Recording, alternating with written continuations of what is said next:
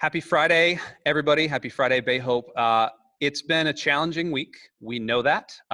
And we are, man, we here at Bay Hope thought we knew what we were doing for the last couple of weeks. And then the Pasco and Hillsborough County in particular said, no, you guys are going to have to do distance learning for a while. And a lot of parents went, excuse me, we're not used to that. And for everyone else watching around the world and watching around the country, you guys have been doing this for a couple of weeks now, but this has been just absolutely insane. And so everybody has been calling this homeschooling, and it technically is homeschooling.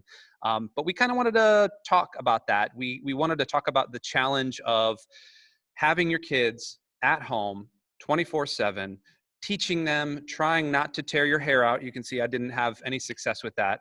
I actually have with us our next campus pastor, Pastor Julie Miller. It's super awesome. We know everyone's been stressed. We know everyone's been kind of trying to figure all of this stuff out. And so Julie actually has a bunch of experience in all of this. She's been doing this stuff she did this for 20 years. She had 4 kids from kindergarten all the way through high school that she actually homeschooled. Like I just hit my microphone there, that she actually homeschooled from kindergarten to high school. And so we just wanted to bring you this live stream today at the end of this week to kind of soothe your frazzled nerves and to set you up for success for the next week to come. Now, this is live right now, and so the comments are going to be flying by wherever you're watching this, however you're getting involved. So if you have any questions, feel free to ask, and if we don't get to them now, we're going to be collecting all of these comments, and we'll be actually doing the stream next week, right at the same time, same bat channel, same everything. We will answer all of those questions. Everything we can get to, we'll answer them next week. So feel free to just huck those things in the comments whenever you're watching this. Doesn't matter if it's live or after the fact. But Julie actually is joining us from our home. You can see from that beautiful little home thing. Everybody say hello to Julie. Julie, say hey. Hey, how are you doing? Good. I'm fabulous. It's been a long week. How's your week been? Good. This time's a little bit of a throwback for our family because, like you said, we did homeschool for many years, and now we've got 3 of our young adult children back in the house.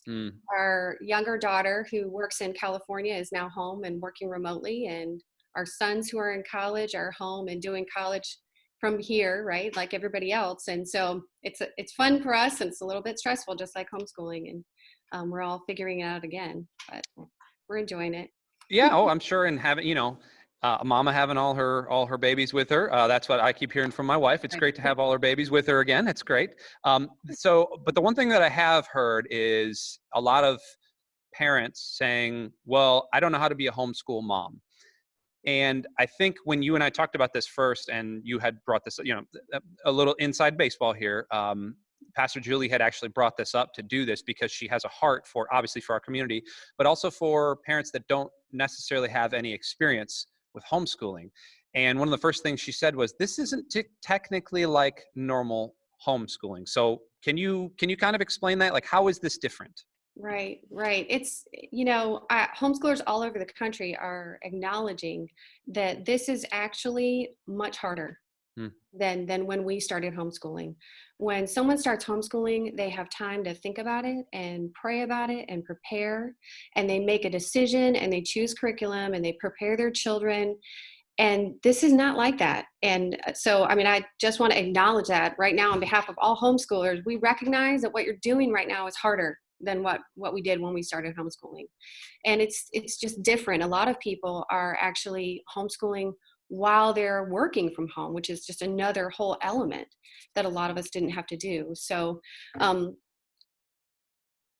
give yourself a little bit of a break because it's really hard. Yeah. I mean, what do you think would be the hardest thing for somebody that had actually decided to do homeschooling? Like what's the hardest thing? Like if you've had time to pray for it, what's the normal challenge you run up against?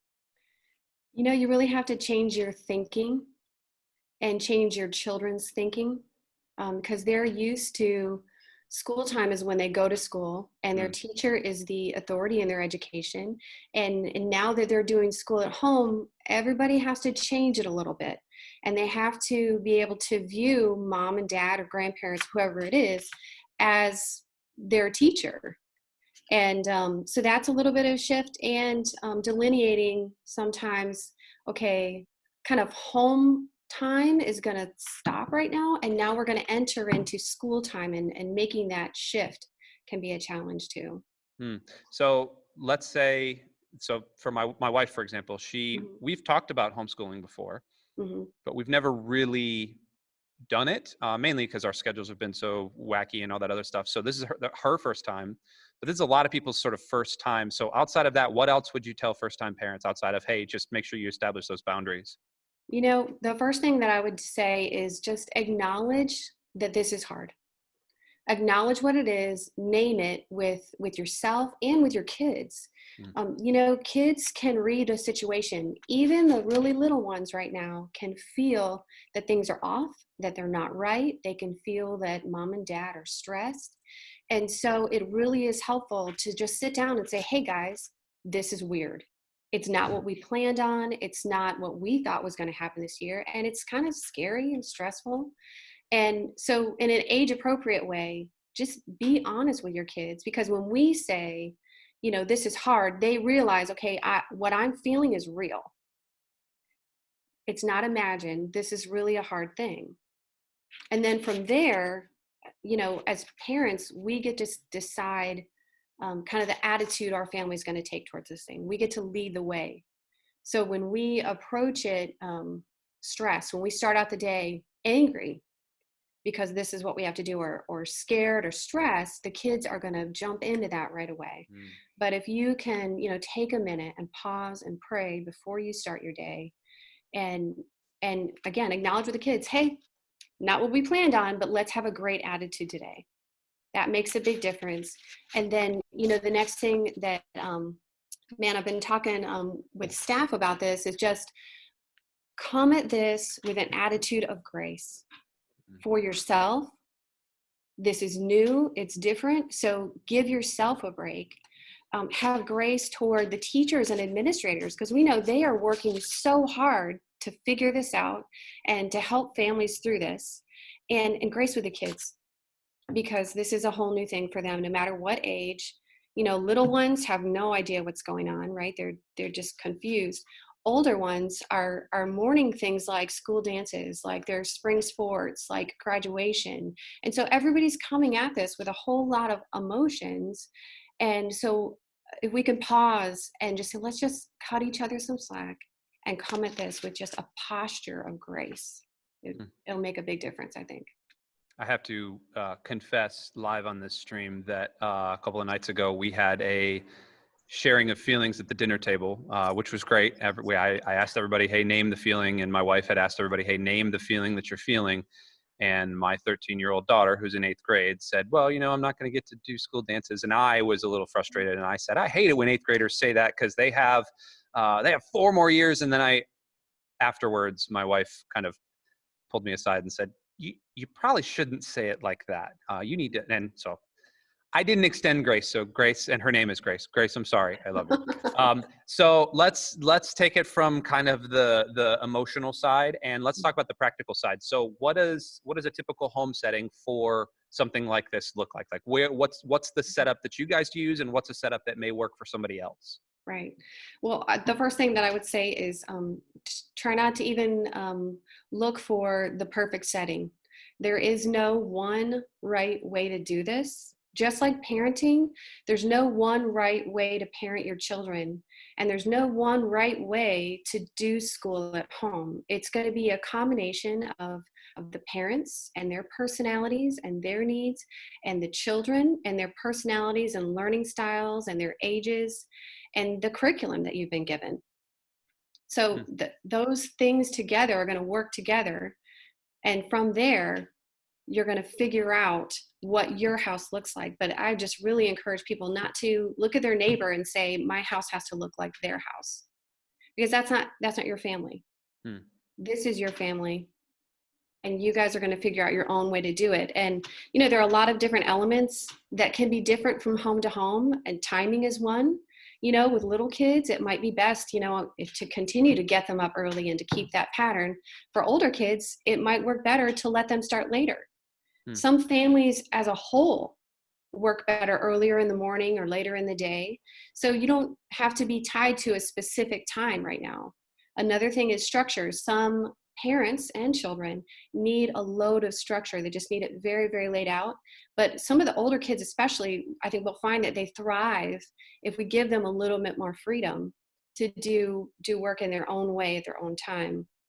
Location is another one. I think a lot of people think we've got to be sitting at the kitchen table and in your seat, and that's the way it needs to be. And I'll tell you, we've done school on the couch, in the backyard, on a blanket. We've done it in the pool. We've done it everywhere. So, that doesn't have to look the same either. When their kids were littler, we found that with certain subjects, they did a lot better sitting in a chair at the table. Hmm. But I had one that would learn best kind of like upside down, hanging off the couch. So Sure, why not? where you do it is different. And that's the ages of your children is going to affect what it looks like in your home. And So we've talked about the sort of emotional component, kind of, and then setting up a day. Any sort of advice for people that are just now jumping into this homeschool thing? Any advice from an experienced and veteran homeschooler that you would give a lot of the moms and dads and grandparents watching this right now? yeah, you know what? I would say, as long as you're doing this, right? Nobody chose this, nobody expected it, but here we are. Hmm. So as long as you're here, I would say, try to enjoy some of the cool things about doing school at home, some of the benefits.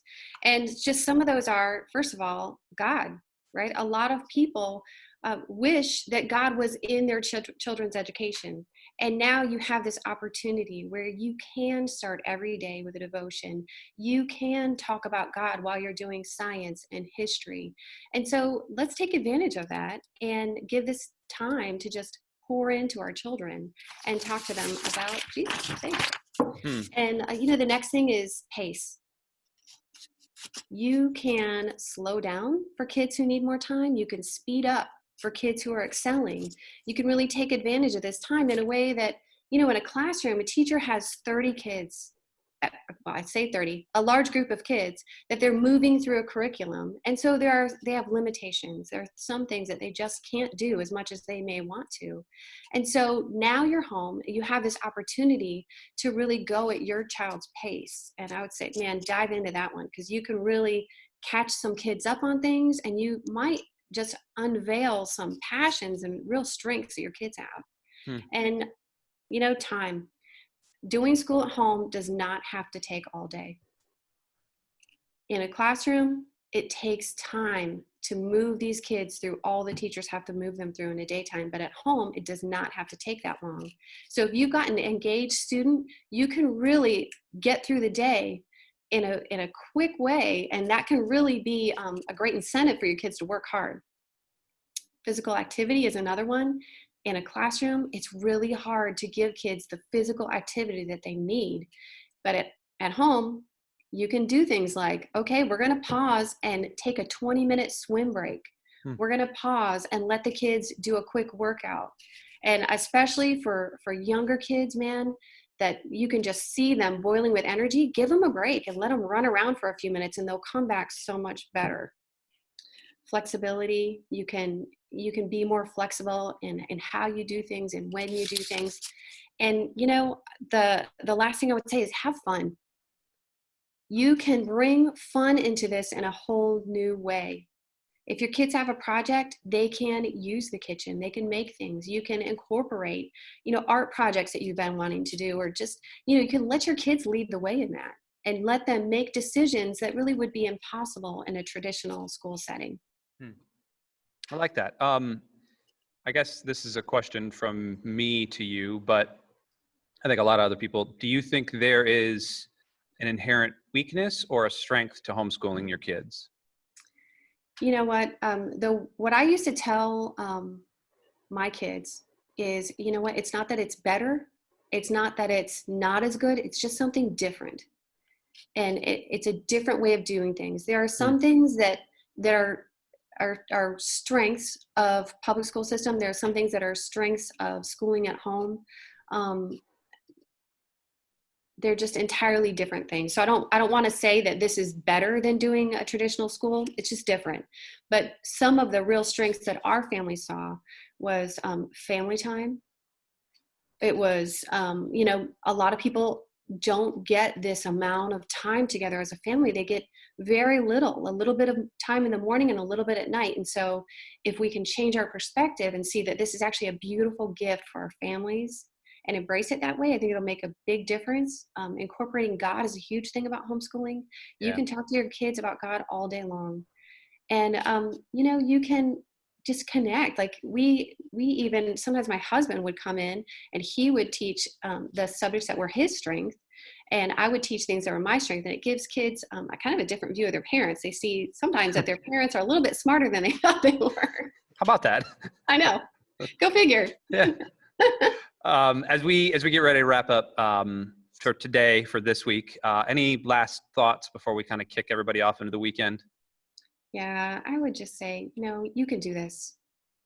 It is hard and it is scary, but this time will end. Hmm. This is not a new normal. It's a time that we're walking through, and we're going to get to the other side. And I also want to let you know that you're not alone. Hmm.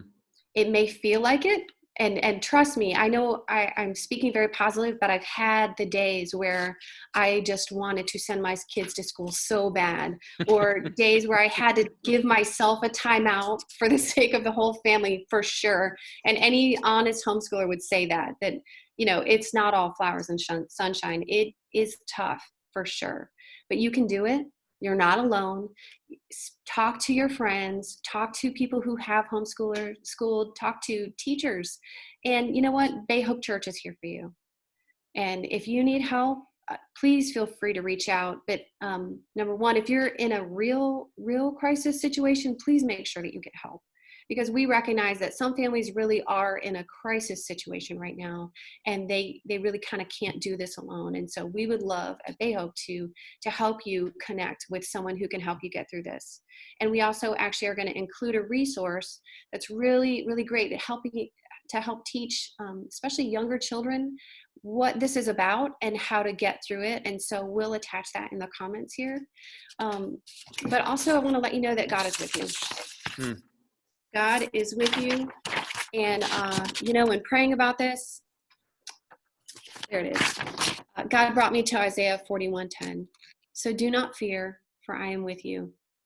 Do not be dismayed, for I am your God. I will strengthen you and help you. I will uphold you with my righteous right hand. And guys, you can print that out and put it on the wall. I've done that many times. A verse that I need to remember, I need to hang on for that time. I put it on my mirror in my bedroom. Whatever we need to do, just remember God's with you. God's with your kids. You're not alone. He knew this was coming. He knows what it's going to look like on the other side, and he is for you. Pastor Julie, thank you. Thanks for that. Like I had said at the beginning, if you have comments, questions, anything that we can be helping, but particularly the guru, Pastor Julie Miller, can be helping you with, throw them in the comments right now, or all throughout the weekend, all throughout the week, really. We know, like we said, it's been a long week.